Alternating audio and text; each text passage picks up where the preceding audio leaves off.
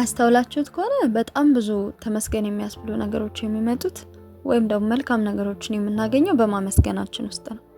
ባመሰገንን ቁጥር በጣም ብዙ ጥሩ ነገሮች እናገኛለን። ባማረርን ቁጥር ደግሞ በዛው ልክ በጣም ብዙ መጥፎ ነገሮች በህይወታችን ሲደረጉ እናያለን።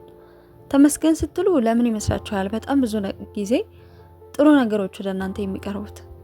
ተመስገን ስትሉት አእምሯችሁ ነፃ ይሆናል፣ ደስተኛ ትሆናላችሁ። እስኪ አሁን ጧት ተነስታችሁ ጸሎት አድርጋችሁ ወይንም ደግሞ ማታ ስትተኙ ጸሎት አድርጋችሁ ስትተኙ ያላችሁን ሰላም አስቡትና አእምሯችሁ ምን ያክል ነፃ እንደሚሆን አስቡት። በእነዛ ጊዜያቶች በጣም ደስተኛ ስለምትሆኑ የምታስቡት ነገር በሙሉ ጤናማ ነው።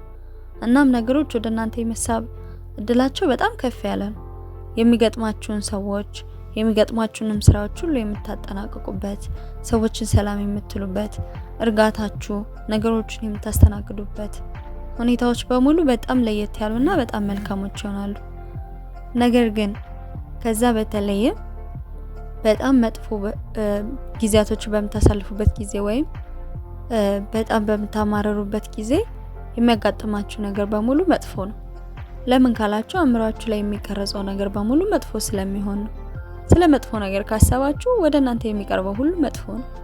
ሰዎችን የምታናግሩበት መንገድም መጥፎ ይሆናል። ልክ እንደዛ እንደተራገማችሁት አይነት ይሆናል። ጥሩ ቀን አታሳልፉም። ከሰዎች ጋር ያላችሁ ነገር የሆነ ስራም ደግሞ ቢኖር ለዛ ስራ ያላችሁ ምላሽ መጥፎ ነው የሚሆነው፣ ወይንም ደግሞ ግራ የገባው ይሆናል። ባማረራችሁት ልክ የተማረረ ነገር ታገኛላችሁ ማለት ነው። ባመሰገናችሁት ልክ የተመሰገነ ነገር፣ ባማረራችሁትም ልክ ደግሞ የሚያማረር ነገርን ታገኛላችሁ። ይህ የሚሆነው አእምሯችሁን መጠቀም የምትችሉት ደስተኛ እንደመሆኑና እንደመካፋቱ መጠን ስለሆነ ነው። የምትከፉ ከሆነ አእምሯችሁ የሚስበው ነገር ሁልጊዜም የሚያስከፋ ነገር ነው ማለት ነው። በጣም የምታመሰግኑና ወደ ፈጣሪያችሁ የምትቀርቡ ከሆነ ደግሞ አእምሯችሁ የሚያስቡ ነገር ደስተኛ የመሆንን ነገር ነው ማለት ነው። ስለዚህ ወደ ህይወታችሁ የሚመጣው ወይም በእውነተኛው ህይወታችሁ የሚገለጸው በአእምሯችሁ የምታስቡትን ነገር ነው። ለዚህም ነው ብዙ ጊዜ ከማማረር ይልቅ አመስጋኝነት የተሻለ ውጤት የሚያስገኘው። ማመስገን ጧት ስትነሱ፣ ቀንም እንዲሁ በሚያጋጥማችሁ በየትኛውም ነገር መጥፎም ሆነ ጥሩ በሚያጋጥማችሁ ነገሮች ሁሉ ፈጣሪያችሁን አመስጋኝ፣ ከፈጣሪያችሁ ጋር ጥሩ ኮኔክሽን ከኖራችሁ ለምታገኙት ነገር ሁሉ ዋጋ መስጠት ትጀምራላችሁ። እናንተ ማሰብ ያለባችሁ ከትናንትና ከዛሬ ማወዳደር ነው። ትናንት የት ላይ ነበርን? ዛሬስ የትኛውን የተሻለ ነገር አገኘን? የተሻለም እንኳን ባይሆን ትናንትና ዛሬ የተለያዩ ነገሮችን ለማድረግ እናንተ ጥራችሁ ባይሳኩም ቢሳኩም ስለሆነው ነገር ማመስገን አለባችሁ። ባመሰገናችሁ ቁጥር ነገን የተሻለ ነገር ታገኛላችሁ። ካልሆነ ግን ከትናንት ዛሬ የተሻለ እንኳን ሆኖ እናንተ በጠበቃችሁት ልክ ነገሮች ጥሩ ካልሆኑ በእነዛ ነገሮች መቼም ደስተኛ ልትሆኑ አትችሉም። የሰው ልጆች ፍላጎት መቼም ሊያልቅ አይችልም። የሰዎች ፍላጎት የማያልቅ ከሆነ ደግሞ መቼም ታመሰግኑ አትችሉም ማለት ነው። ባላችሁ ነገር ካላመሰገናችሁ ነገም በምታገኙት ነገር ደስተኛ ልትሆኑ አትችሉም። ምክንያቱም ሰው ናችሁ።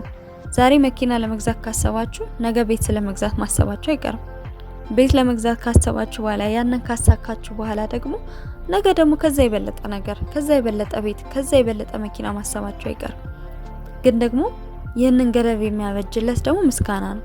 ምስጋና ደግሞ ዛሬ ስላለንም ስለሌለንም ስለተደረገውም ስላልተደረገውም ነገር መልካም ነገርን መመኘት ወይም ፈጣሪያችንን ማመስገን ስለሰጠን ነገር፣ ስለሆነልን ነገር፣ ስለ ጤናችን ማመስገንና ጥሩ ነገርም ማሰብ ስለሆነ ማለት ነው።